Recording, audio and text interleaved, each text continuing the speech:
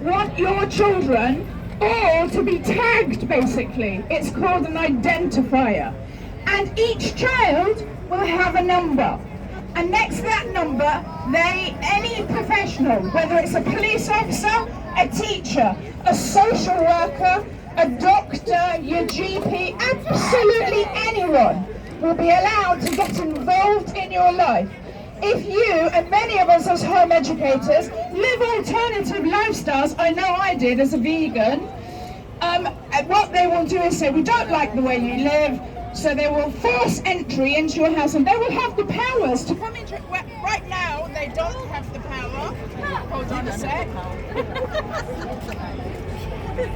Make sure it's power of entry into your house. And I've had many social workers come to my front door when I was home educating, and I told them where to go. But on this new bill, they will have right of entry. They absolutely will. And they will have right to say, we don't like your educational choices, we don't like your medical care choices, we don't like how you're living, we're going to tell you how to live. Now, some of the families that's really going to affect are obviously the home educators, but those in particular who have special educational needs. They are going to be the most affected children. But I just want to talk about a couple of other groups that I think are really, really, really important. And that is children living in deprived areas in this country, children of colour. Now they want to home educate, but they don't have the resources like some of us do to home educate, and they are also bigger targets for the state. They are 10 times more likely to be taken into care just because they are a child of colour. So they're going to be targets. Another group that's going to be severely targeted is those women fleeing domestic abuse, because they want their identities to be kept anonymous. Under this new system, they will not be allowed to have their identities kept anonymous, and in actual fact, the people that they're fleeing will be able to trace them under this new system into their new schools and through the healthcare and through everything else. This bill will have the effect of more children, and in particular SEN children, going into care. Let me tell you about SEN children going into care. SEN children come under what we call deprivation of liberty, because they run home to their mums.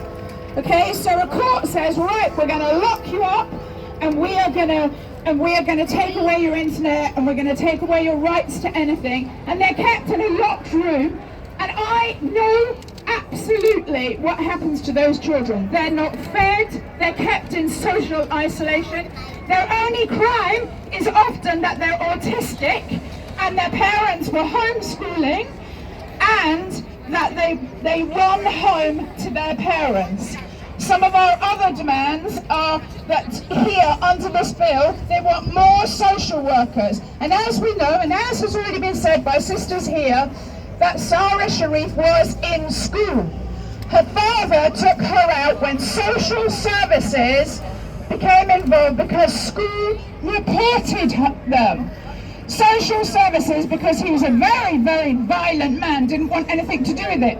So closed the case. 4 months later, that little girl was dead. And had social services jumped in at that point, that child would not be dead. Now the facts are this, that home-educated children are absolutely less than half as likely to be abused as a child in school, and children in school are abused by teachers at a much higher number than any home educating parent. So we want to stop this bill. We say stop this bill in its entirety, and we hope that you will come and take some of our leaflets and come and support our campaign as we support your campaign to stop this bill in its entirety. Thank you.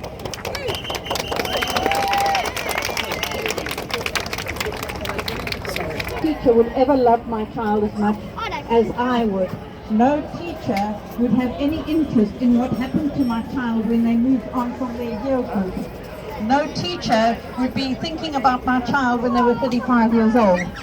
And I realized that I was the only one that would be, well, my husband and I, we were the only ones who would be prepared to invest wholeheartedly in our child and to be ready to take the consequences for whatever we did with our child, because we knew that she was our responsibility. And I think the thing that what so many people miss about school education is it's actually very new on the scene. For centuries, parents raised their own children. For centuries, parents educated their own children without any formal schooling whatsoever. The school system is designed to have a large group of children all move along in a supposedly standardized way, all at the same pace, which we know cannot happen. With children, it doesn't happen in pregnancy, it doesn't happen when they're children, it doesn't happen as we grow up. We all develop differently, grow differently. It is not one size fits all.